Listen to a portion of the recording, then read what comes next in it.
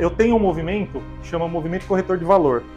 E aí eu vou explicar para vocês por que eu entrei nesse negócio e desde o momento que eu decidi entrar, qual foi o meu maior objetivo no mercado imobiliário, tá?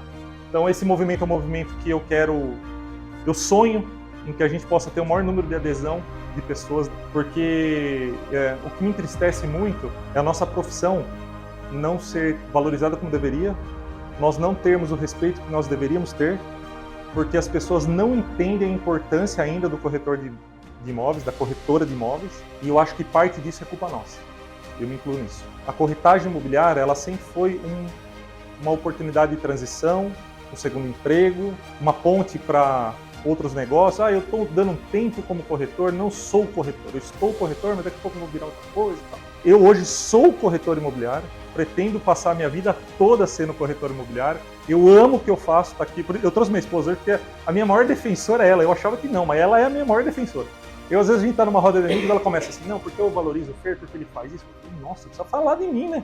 Vai falar de mim, pô. No mínimo, sorri quando eu falar de mim mesmo, né? Porque ela valida o que eu tô falando. Então, para quem não me conhece, eu sou corretor imobiliário e fundador da Santori Imóveis Especiais.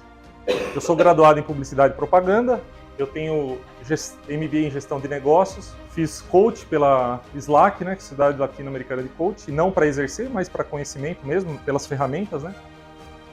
E sou proprietário da Santori, há mais de 20 anos que eu empreendo. Eu, carteira assinada, eu tive, acho que, 3 anos da minha vida. O resto foi dar cara a tapa e acreditar em tudo aquilo que eu sonhava em realizar. E para mim, essa frase determina todo o valor do nosso trabalho, que as informações valiosas estão fora do escritório. Né? Eu aprendi isso desde cedo, com pouco que eu passei numa empresa, o meu chefe sempre falava isso, falou assim, cara, você quer entender o consumidor, você precisa estar junto dele. Porque no escritório a gente não aprende quase nada, a gente troca experiências, né? Mas o valor está lá fora, está na ponta com o nosso cliente e tudo mais. Eu quero explicar para vocês por que eu montei a Santori. Porque antes de ser corretor, eu fui consumidor, né? Então eu passei pelas experiências da corretagem imobiliária. E assim, confesso para vocês que foi muito frustrante para mim.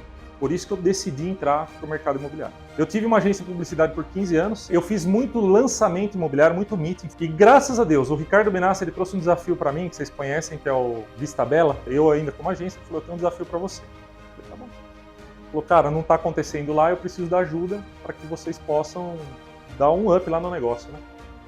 E nós fomos lá, a gente entendeu como é que estava o plantão, eu conheci cada um dos corretores que estavam lá, né? Eu ainda não era corretor imobiliário, eu já sonhava com isso, mas ainda não exercia. E um dos nossos primeiros pontos foi olhar o produto, olhar o mercado, entender o que era Cajamar, entender os desafios da cidade. Eu conversei com o consumidor, eu conversei com compradores do Vista Bela, e vocês não vão acreditar, sabe quais eram as maiores objeções que a gente tinha? Primeiro, o cara preferia comprar um iPhone do que comprar um apartamento. Ele preferia comprar um carro do que comprar um apartamento. Ele preferia morar com a mãe do que investir no apartamento. Aí nós chegamos para os corretores e falamos assim, você sabia que seu cliente não vê valor num apartamento? Você sabia que seu cliente ele prefere um iPhone? Ele prefere comprar um carro que ele vai pagar 2 carros e no final ele não tem meio porque deprecia? Você já falou isso para ele? Que ele vai comprar um apartamento? E esse apartamento, por mais que ele não goste, pode se tornar uma poupança da vida dele? Porque é um bem que valoriza. Ele vai pagar, mas ele vai ter um bem que vai gerar renda se ele não quiser morar. É um bem que ele vai conseguir, ele vai ter o compromisso de pagar e no fim ele vai ter um imóvel de maior valor. Aí eles falaram assim, puxa, é verdade, né? A gente não sabia argumentar dessa forma. Bom, em 1 mês e meio nós vendemos 48 unidades desse produto. E aí a coisa foi indo, né? A gente foi evoluindo e as coisas foram bem. E assim foi para outros produtos. A diretiva nos trouxe o Residencial Tina, né? Acho que a maioria conhece. Eles tinham 100 unidades ainda em estoque na época, então a gente também usou esse mesmo recurso. Em 3 meses a gente liquidou a fatura lá, ficou, claro, alguns remanescentes, mas a gente conseguiu um bom sucesso. E eu cansado da publicidade, porque a publicidade começou a tomar um rumo diferente do que eu fazia, eu era muito analógico, ela começou a ficar totalmente digital, né? Aí eu falei, pô, que negócio é esse? Eu já ficando velho, eu vou ter que estudar tudo de novo para ser digital no mundo que eu já não gosto da internet, né? Assim, eu não gostava de redes sociais, eu não gostava de nada disso.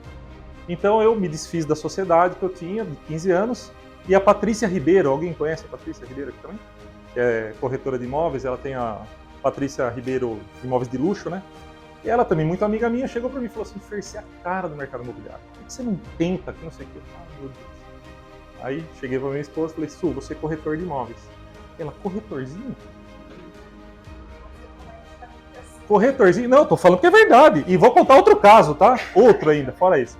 Vai ser corretorzinho? Eu falei assim, então, mas eu sinto, orei muito a Deus, falei, me pôs nesse caminho. É esse o caminho para eu trilhar. Não sei como, não sei onde, não sei quando, mas é esse o caminho que eu vou trilhar. E aí a gente começou a conversar e a coisa começou a fluir.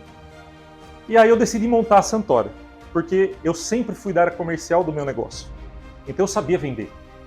Eu falei assim, eu só preciso me adequar a um novo produto, a um novo mercado, mas eu sei vender, eu sei dos meus princípios, né? E aí a gente começou a Santora, e aí eu fui fazer um primeiro negócio com um amigo meu de infância. Cheguei na casa dele, uma casa de alto padrão e tal. Fui falar com... Vou falar o nome dele, porque Zé tem inúmeros Zés, né? Então eu cheguei pro Zé e falei, Zé, ó, tudo bem? É você, Fer? Pô, que saudade, a gente jogava bola junto e tal.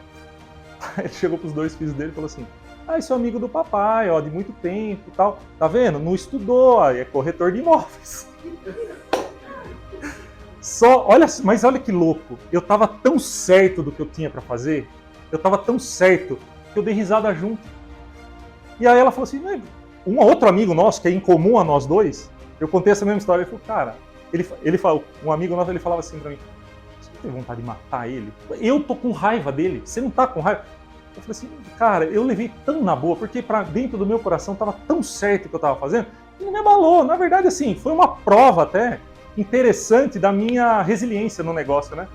Então foi muito legal. E aí, assim, a gente começou. Su, coloca, por favor, vê se dá certo o link aí. Fala, Fernando, pessoal da Santora, boa noite. Passando aqui para deixar um relato bem rápido aqui sobre todo o processo. Acho que quando você está buscando uma casa, né, realização de um sonho, como foi pra gente aqui, vir para Jundiaí, é importante ter profissionais sérios, profissionais dedicados que querem fazer a coisa acontecer e, poxa, o Fernando foi isso. Defino esse processo inteiro aqui como parceria. Acho que isso que ele trouxe todo momento, trabalhando forte para a gente buscar uma solução, de encontrar os valores de um lado e de outro, que dava para fechar, e deu certo, foi todo o suporte. Acho que se não fosse pelo trabalho e a dedicação, não daria certo. Então, obrigado, e que tenha mais Fernandos, né, em Santora, as pessoas tão sérias e profissionais dedicados aí no mercado para fazer a diferença, para fazer a realização de sonhos como foi o nosso. O que eu aprendi? O método, ele é individual. Então, assim, eu tenho um método de atender, você tem um método de atender, você tem um método de atender, cada um tem o seu método. E os métodos, eles convergem sempre para o mesmo lugar, certo? Pelo menos é o nosso objetivo, é fechar negócio. Então o método, ele é algo que a gente se apodera e traduz e executa da maneira que a gente percebe ele. Agora, princípios, isso é universal. É algo permanente, é algo que é para a vida. Metodologia é algo que é individual. Eu posso aprender, eu aprendi com diversos corretores que eu sigo na internet, eu aprendi com muitas coisas. Só que quando eles divulgam algumas coisas, eles divulgam o método. E aí, a hora que você vai aplicar um método, você fala, pô, mas não dá aderência pra mim, né? Porque eu não sei, porque, cara, o jeito que ele faz, por mais que ele ensine, é o jeito do cara. O meu jeito é diferente. E qualquer um que pegue um método de vocês que vai aplicar e vai dar um resultado, e não vai ser aquele que o cara tá falando. Esse movimento, na verdade, ele surgiu por quê? Eu não vou falar nomes, mas eu vou dizer da minha frustração. Eu trouxe pessoas para trabalharem comigo, e me frustrou demais, demais.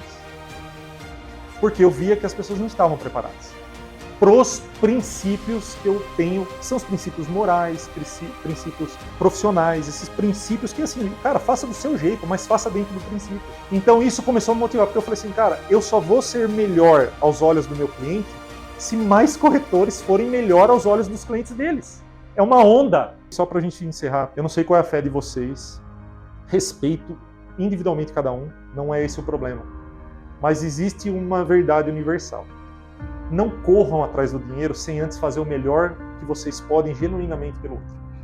Porque só assim a gente vai colher fruto, não tem como.